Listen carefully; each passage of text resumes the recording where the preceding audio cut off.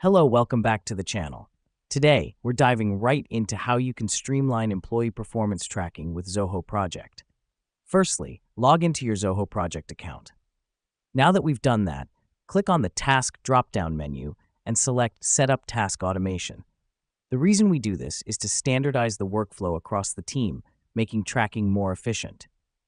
Next, create individual task lists for each employee. This helps us because it gives a clear overview of who is responsible for what, fostering accountability and transparency.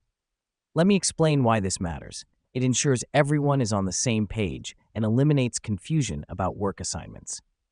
Next up, set the task status to in progress once an employee starts working on a task.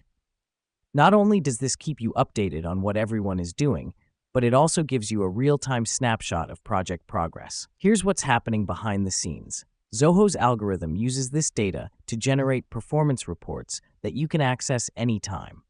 After that, it's crucial to update the task status to completed once the task is finished.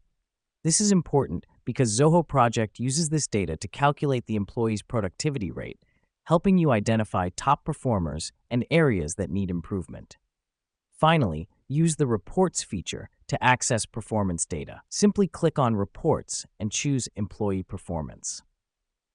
The reason we do this is because these reports provide a detailed breakdown of each employee's productivity rate, enabling you to make informed decisions about promotions, training needs, or even restructuring.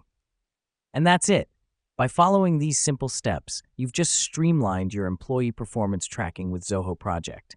It's all about making the most of the tools available to you, and with Zoho Project, you can be confident that you're getting accurate, real-time data that's easy to understand.